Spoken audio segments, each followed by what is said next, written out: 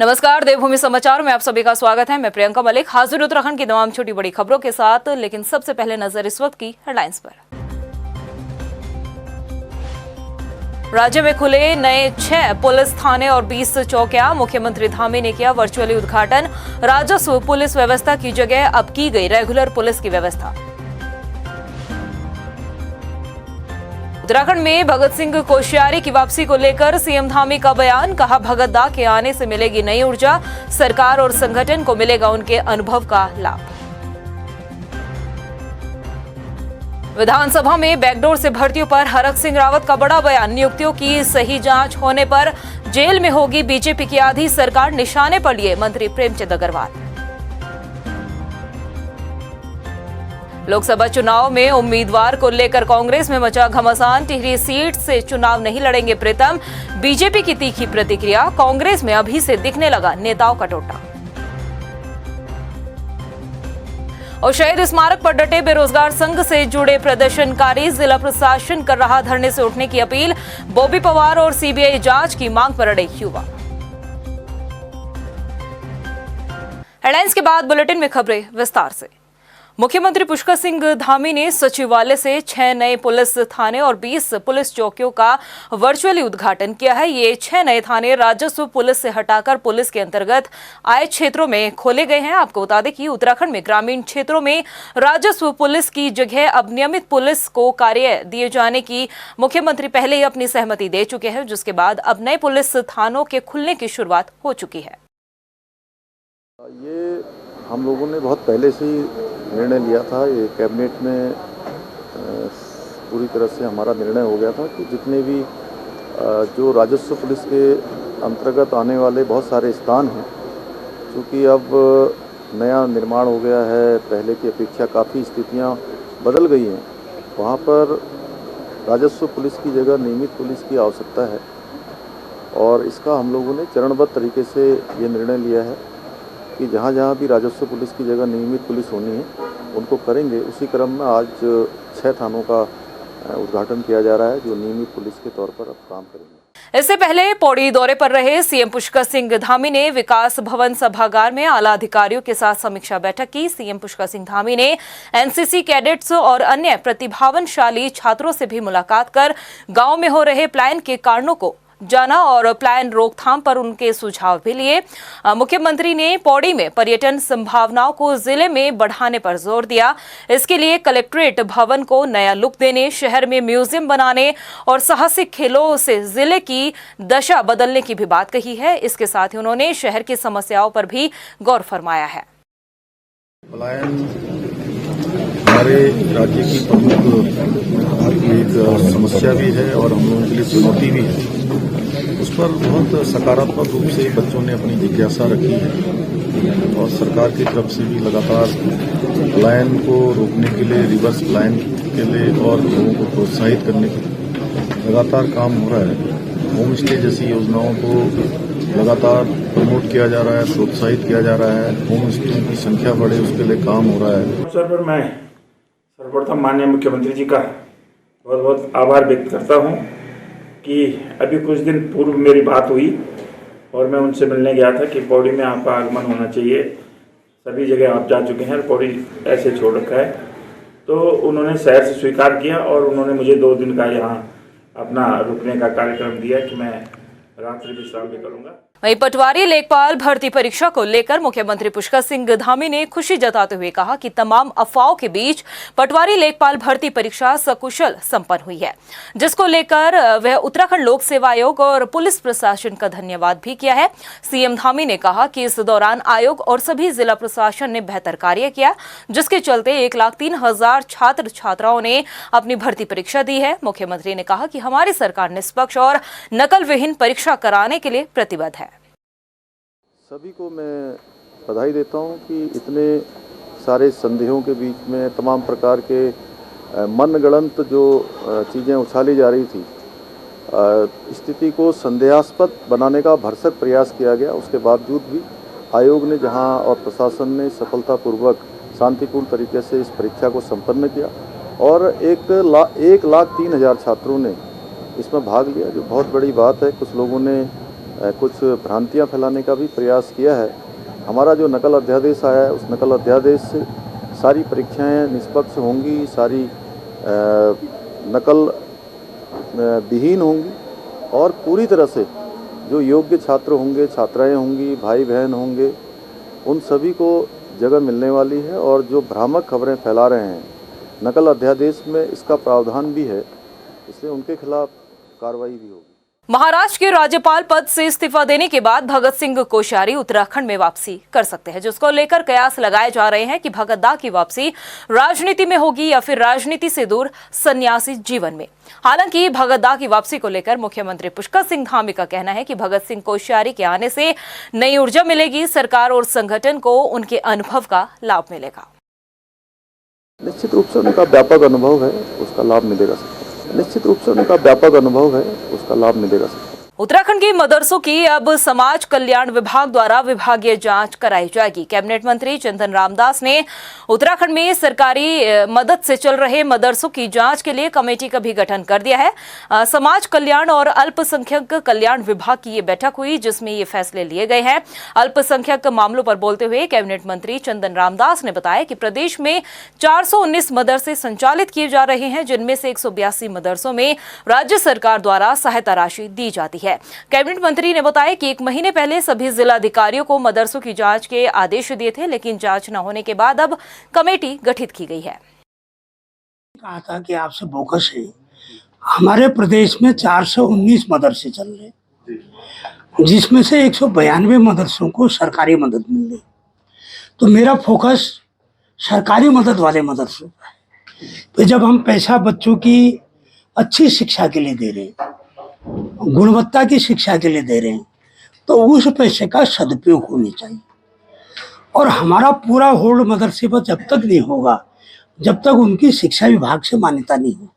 वहीं कैबिनेट मंत्री चंदन रामदास ने बताया कि प्रदेश में पहली दफा वृद्धा और वृद्ध पेंशन योजना सभी के लिए खोली गई है, जिसमें 80,000 नए आवेदकों को भी पेंशन का लाभ मिला है। दिव्यांग पेंशन धनराशि को भी 3,000 से बढ़ाकर 8,000 कर दिया गया। उन्होंने बताया कि प्रदेश में 4,962,000 दिव्यांग पंजीकृत है, तो वहीं तमाम योजनाओं के तहत दिव्यांगजनों को लाभ पहुंचाया जा रहा है और आरक्षण में भी सम्मिलित किया जा रहा है। साथ ही दिव्यांगों के लिए जल्द ही एक बड़ी योजना की भी शुरुआत की जाएगी। माननीय मुख्यमंत्री की घोषणा के अनुसार हमने वृद्ध और वृद्धा को पेंशन देने का निर्णय लिया और आज मेरे पास जो सूचना आई है विभाग की, लगभग 80,000 नए लोगों ने आवेदन किया है और उसको हम इसी महीने पहली किस्त जारी करने जा रहे हैं।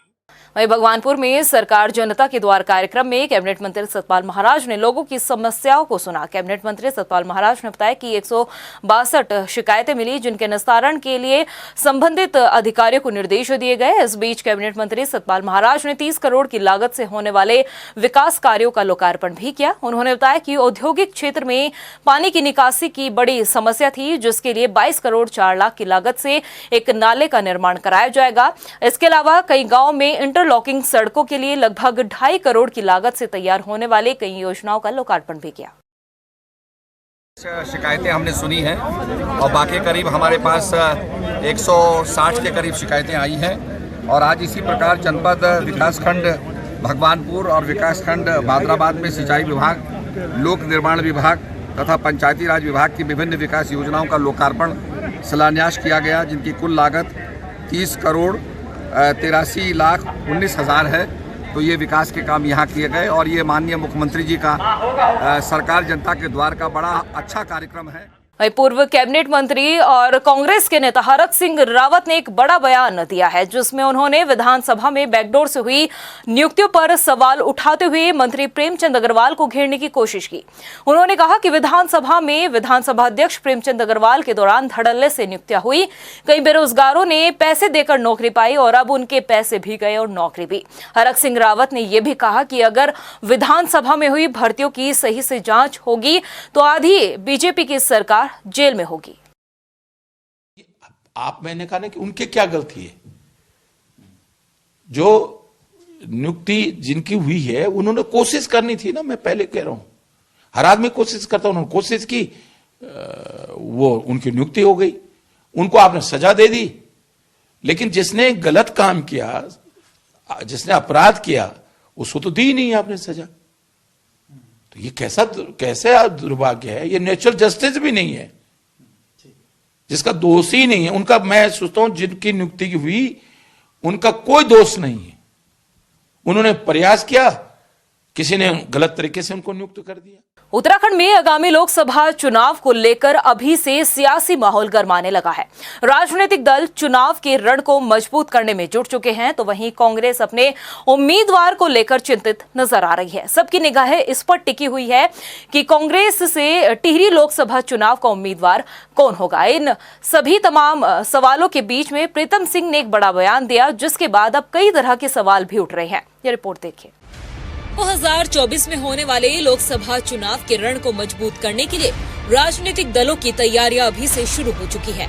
साल भर का वक्त है, लेकिन जहां एक तरफ सत्ता पक्ष लोकसभा चुनाव में अभी से जीत का दावा भी कर रही है, तो वहीं कांग्रेस में अभी उम्मीदवारों को लेकर घमासान ही मचा हुआ है।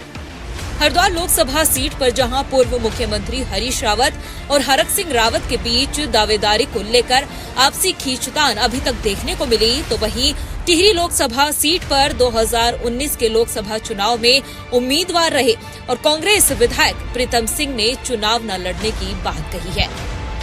इतना ही नहीं, प्रीतम सिंह ने कहा कि जिसके लिए बिसात बिछी है वही चुनाव लड़ेगा। अब कांग्रेस संगठन पर भी सवाल खड़े होते हैं कि क्या प्रीतम की उम्मीदवारी को संगठन ने दरकिनार किया या फिर किसी और उम्मीदवार पर दाव खेलने का पार्टी ने मन बना लिया है।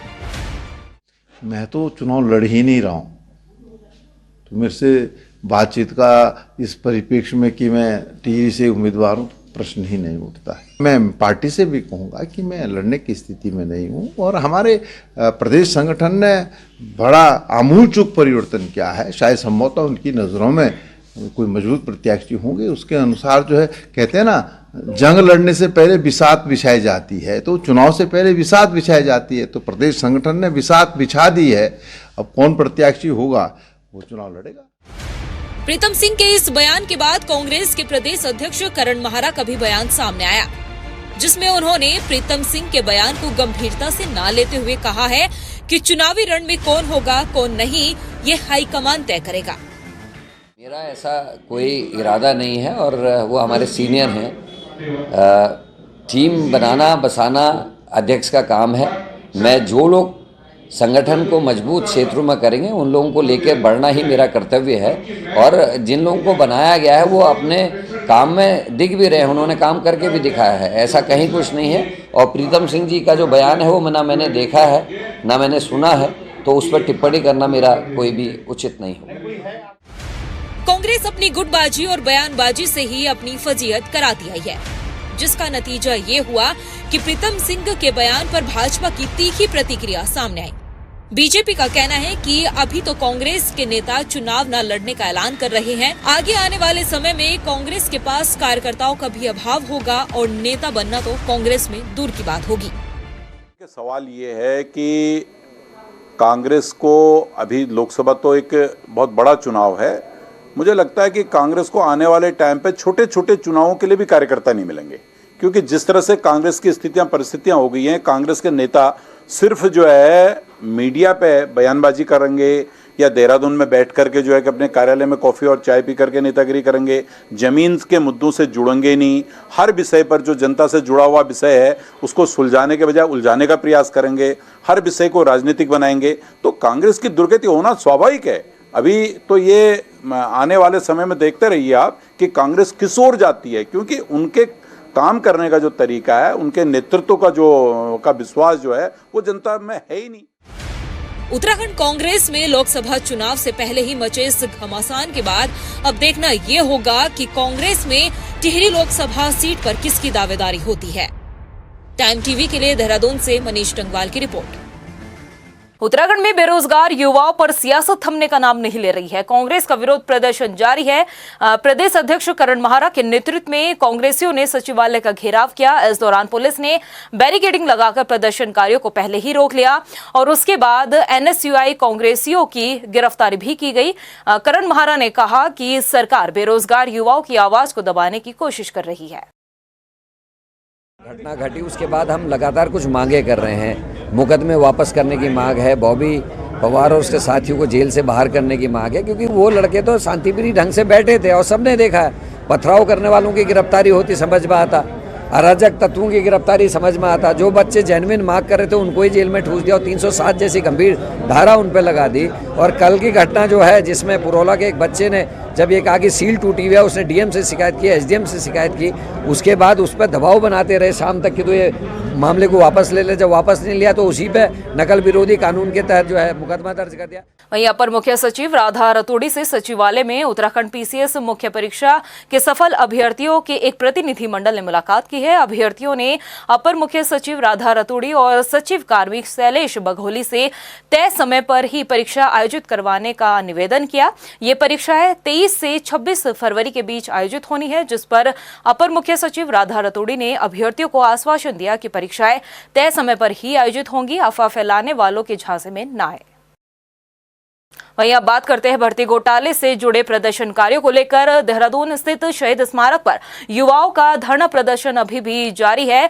वहीं पुलिस के लिए अब उनका ये धरना प्रदर्शन एक चुनौती बनता जा रहा है। हालांकि बताया जा रहा है कि धारा 144 के तहत कई युवाओं पर मुकदमा भी दर्ज किया गया है। हालांकि बीते रोज पुलिस प्रशासन की तरफ से सभी युवाओं को धरने से उठने की भी अपील की गई है। इसके साथ ही हम आपको बता दें कि जो प्रदर्शनकारी युवा है उनकी मांग है कि सबसे पहले बेरोजगार संघ के जो अध्यक्ष है बॉबी पवार, उनकी रिहाई की जाए। इसके साथ ही भर्ती घोटालों की सीबीआई जांच की मांग की जा रही है। उनका कहना है कि जब तक उनकी मांगे पूरी नहीं हो जाती तब तक उनका धरना प्रदर्शन जारी रहेगा। जी सर, देखिए हमारा ये है कि जब तक बॉबी भाई बाहर नहीं आते तब तक हम यहाँ पर सत्याग्रह कर रहे हैं। हम हमारे जो समर्थक हैं उनसे भी अपील कर रहे हैं कि कानून व्यवस्था को आप बनाए रखें, कानून व्यवस्था में किसी प्रकार का व्यवधान न डालें। वहीं देहरादून स्थित कांग्रेस मुख्यालय के बाहर एनएसयूआई के गुट आपस में भिड़ते नजर आए। मौके पर पहुंची पुलिस ने किसी तरह से मामला शांत कराया। आपको बता दें कि बेरोजगार युवाओं पर हुए लाठीचार्ज के विरोध समेत कई मुद्दों को लेकर कांग्रेस ने सचिवालय घेराव किया था, मगर इस बीच प्रदर्शन को लेकर पहुंचे एनएसयूआई के राष्ट्रीय अध्यक्ष राज नीरज कुंदन के एक गुट ने विरोध शुरू कर दिया। मामला इतना बढ़ गया कि दो गुटों में मारपीट शुरू हो गई, जिसके बाद पुलिस ने किसी तरह से मामले को शांत कराया। देखिए, उसमें कुछ आप जान सकते हैं कि जब भी कोई पॉलिटिकल प्रोग्राम होता है तो उसमें कोई जो है इनडिसिप्लिन, कोई बाहर के तत्व जो है वो जानबूझकर भेजे जाते हैं, क्योंकि ये जो अभी लड़ाई है ये लड़ाई पूरे प्रदेश भर के युवाओं की लड़ाई लड़ी जा रही है। तो भाजपा तो कभी चाहेगी नहीं कि ये लड़ाई लड़ी जाए। भाजपा कभी चाहेगी नहीं कि बेरोजगारी के खिलाफ कोई आवाज़ उठाए, जो इनके भ्रष्टाचार के उनके खिलाफ आवाज़ है। तो जाहिर सी बात है वो किसी तरीके से इस मुहिम को कमज़ोर करने की कोशिश करेगी। परंतु मैं आपके माध्यम से ये बताना चाहता हूं कि कांग्रेस पार्टी हो, एनएसयूआई हो, वो इस लड़ाई को जो है वो आखिरी दम तक जो है हम लड़ते रहे। प्रदेश में सख्त नकल विरोधी कानून लागू होने के बाद पहला मुकदमा दर्ज हो चुका है। रविवार को हुई लेखपाल पटवारी की भर्ती परीक्षा के तुरंत बाद पेपर लीक होने की एक अफवाह उड़ने लगी, जिसके मामले को देखते हुए पहला केस दर्ज किया गया है। नए कानून के तहत उत्तरकाशी में भ्रामक खबर फैलाने के आरोप में ये मुकदमा दर्ज हुआ है। ADG law and order V Murugesan का कहना है कि परीक्षा होने के बाद अभ्यर्थी ने पेपर लीक होने की अफवाह फैलाई थी, जिसके चलते उस पर कार्रवाई की जाएगी। देखिए, जो एग्जामिनेशन के जो प्रोसीजर है, वो प्रोटोकॉल है, वो पूरा का पूरा फॉलन हुआ है। जब सभी जगह पे पुलिस और मजिस्ट्रेट्स तैनात हुए थे, जहाँ पे भी किसी का भी थोड़ा बहुत भी डाउट थे वो भी क्लियर करने का है, वो भी हो गया है। इन स्पाइट की गलत सूचना है प्रसारित करके हमारे जो एग्जाम हो रहा है उनको डिस्टेबलाइज करना कुछ लोगों का, जो मुझे लगता है कि उनका एग्जाम देना या परीक्षा में बैठना उनका वो नहीं है, उनका कुछ और एजेंडे लगते हैं हमें। तो वैसे उनका मकसद ये है कि हमारे एग्जामिनेशंस को डिस्टेबलाइज करें।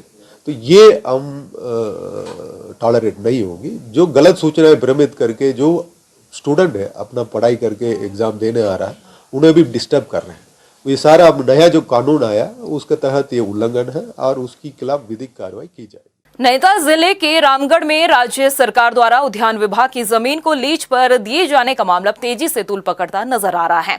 जहां एक तरफ स्थानीय स्तर पर विरोध प्रदर्शन हो रहे हैं, नेता प्रतिपक्ष यशपाल आर्य का कहना है कि रामगढ़ में उद्यान विभाग की बेशकीमती 100 नाली जमीन को सरकार ने सिडकुल के नाम पर अपने चहेतों को देने का काम किया है। इसके साथ ही सुमित हृदय का ये कहना है कि सरकार उत्तराखंड के जल, जंगल और जमीन को नष्ट करने में लगी है। देखिए, रामगढ़ उमागढ़ जहाँ पर 100 नाली जमीन सरकार द्वारा मुफ्त में सिडकुल के नाम पर अपने चहेतों को दे दी गई है, जहाँ पर विभिन्न प्रजातियों के फल के पौधे विकसित किए जाते थे, प्रजातियाँ विकसित की जाती थी, आलू की नई किस्में वैरायटीज वहाँ पर पैदा की जाती थी। आज उसको खुर्द-बुर्द करने की सरकार द्वारा साजिश की गई है। देखिए, जितनी आर्थिक संपदाएं उत्तराखंड की जल, जंगल, जमीन, इसको धीरे धीरे नियोजित तरीके से बेचने का काम करा जा रहा है। इससे महाभ्रष्ट सरकार नहीं हो सकती। इतना बड़ा उदाहरण रामगढ़ का वो जो मुकुट कहते हैं, उस पूरे पहाड़ को, उद्यान की जमीन को निःशुल्क लीज पे दिया जा रहा है। 9 फरवरी को देहरादून में पुलिस कर्मियों पर हुए पथराव मामले में कुछ अराजक तत्वों को चिन्हित किया गया है। एसएसपी दलीप सिंह कुंवर ने बताया कि बेरोजगार संघ द्वारा देहरादून के गांधी पार्क में दिए जा रहे धरने प्रदर्शन के दौरान कुछ असामाजिक तत्वों द्वारा अराजकता फैलाने के उद्देश्य से पुलिस कर्मियों पर पथराव किया था। ऐसे में उन लोगों के खिलाफ अब वीडियोग्राफी और फोटोग्राफी के माध्यम से अब सख्त कार्रवाई की जा रही है। 9 फरवरी को गांधी पार्क के सामने पुलिस पार्टी के ऊपर, पुलिस हमारे अधिकारी कर्मचारी के ऊपर जिन्होंने पत्थरबाजी की और पत्थरबाजी करते हुए हमारे अधिकारी कर्मचारी घायल हुए थे, सरकारी संपत्ति का नुकसान हुआ था, व्यापारिक प्रतिष्ठान को नुकसान पहुंचाया गया था। ऐसे सभी लोगों को हम लोग चिन्हित कर रहे हैं, बहुत सारे चिन्हित हो गए हैं और ऐसे चिन्हित पत्थरबाजों के खिलाफ बहुत कठोर वैधानिक कार्रवाई हम लोग करने जा रहे हैं। नैनीताल जिले के कई क्षेत्रों में हो रही बिजली की कटौती के कारण जहां जनता परेशान है, तो वहीं अब विद्युत विभाग के अधिकारियों का कहना है कि ग्रीष्मकालीन सीजन की तैयारी चल रही है, लिहाजा जहां लोकल फीडरों में रिपेयरिंग के काम चल रहे हैं, तो वहीं हाईवे के किनारे पेड़ों के पातन का काम भी चल रहा है, जिस वजह से कभी कभी शटडाउन करना पड़ता है। वर्तमान में हमारे यहाँ रोस्टिंग नैनीताल जनपद में समाप्त हो गई है, लेकिन आप जैसा कि विदित ही हैं कि आने वाला ग्रीष्म काल का जो हमारा पीक लोड का समय आने वाला है, उसके लिए हम लोग अपने सिस्टम में कुछ रिनोवेशन के काम कर रहे हैं। उसके लिए लोकल लेवल पे विभिन्न फीडरों पे सुधार के काम करने के लिए शटडाउन्स लिए जा रहे हैं।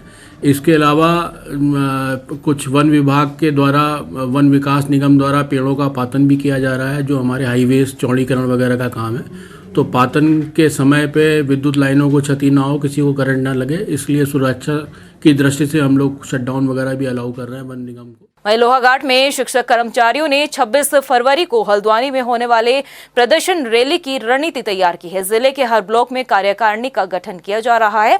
शिक्षक कर्मचारियों का कहना है कि सरकार की नई पेंशन योजना कर्मचारियों के हित में नहीं है। कर्मचारी केवल 700 से 2700 रुपए में रिटायर हो रहे हैं। उन्होंने ये भी कहा है कि पुरानी पेंशन योजना कर्मचारियों के हित में थी और अब नई जो पेंशन योजना बनाई गई है वो कर्मचारियों के भविष्य के साथ खिलवाड़ करने जैसी है। हम लोग जो है तो आज विकासखंड की नई कार्यकारिणी का जो आगामी 26 फरवरी को हमारा NOPS का प्रांतीय राष्ट्रीय कार्यकारिणी के द्वारा जो है तो एक धरना प्रदर्शन हल्द्वानी में आयोजित किया जा रहा है, जिसमें हमारे प्रदेश प्रांतीय अध्यक्ष विजय कुमार बंधु जी, जो हमारे राष्ट्रीय अध्यक्ष हैं, पेंसर पुरुष के नाम से जाने जाते हैं, वो आ रहे हैं। वहीं रुड़की के अरिहंत कॉलेज के सैकड़ों छात्रों ने कॉलेज परिसर में जमकर हंगामा काटा। छात्रों ने कॉलेज प्रबंधन पर फीस और पेनल्टी के नाम पर शोषण करने का आरोप लगाया है। छात्रों का कहना है कि 5 दिन लेट फीस की एवज में चेयरमैन ने 15,000 से 27,000 रुपए वसूल लिए हैं। आरोप ये भी है कि कॉलेज प्रबंधन छात्रों से पानी पीने की एवज में भी फाइन वसूलता है। इसके साथ ही उन्होंने ये भी कहा कि छात्रों ने ये भी आरोप लगाया कि अगर कोई छात्र कॉलेज में फोन लेकर आता है तो उनका फोन जब्त कर लिया जाता है और वापस देने पर 5,000 रुपए का फाइन वसूला जा रहा है।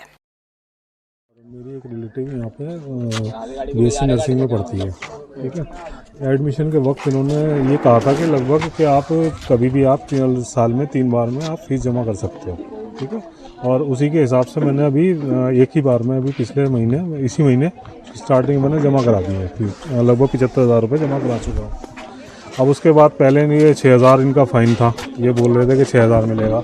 उसके बाद लगा के अब इन्होंने 27,000 का बना के बता दिया कि 27,000 रुपये पहले जमा करो, उसके बाद आपके एग्जामिनेशन फॉर्म जमा होंगे। ये कहाँ का तू गए। उसके बाद कभी अटेंडेंस का फ़ाइन, ठीक है, कभी मोबाइल का फ़ाइन, हर दूसरे महीने फ़ाइन ही करते रहते हैं। प्रदेश की खबरों में इतना ही, फिर हाजिर होंगे कुछ खास खबरों के साथ। अब तक के लिए मुझे दे इजाजत, नमस्कार। राज्य में खुले नए 6 पुलिस थाने और 20 चौकियां, मुख्यमंत्री धामी ने किया वर्चुअली उद्घाटन। राजस्व पुलिस व्यवस्था की जगह अब की गई रेगुलर पुलिस की व्यवस्था। उत्तराखंड में भगत सिंह कोश्यारी की वापसी को लेकर सीएम धामी का बयान, कहा भगत दा के आने से मिलेगी नई ऊर्जा, सरकार और संगठन को मिलेगा उनके अनुभव का लाभ। विधानसभा में बैकडोर से भर्तियों पर हरक सिंह रावत का बड़ा बयान, नियुक्तियों की सही जांच होने पर जेल में होगी बीजेपी की आधी सरकार, निशाने पर लिए मंत्री प्रेमचंद अग्रवाल। लोकसभा चुनाव में उम्मीदवार को लेकर कांग्रेस में मचा घमासान, टिहरी सीट से चुनाव नहीं लड़ेंगे प्रीतम, बीजेपी की तीखी प्रतिक्रिया, कांग्रेस में अभी से दिखने लगा नेताओं का टोटा। और शहीद स्मारक पर डटे बेरोजगार संघ से जुड़े प्रदर्शनकारी, जिला प्रशासन कर रहा धरने से उठने की अपील, बॉबी पवार और सीबीआई जांच की मांग पर अड़े युवा।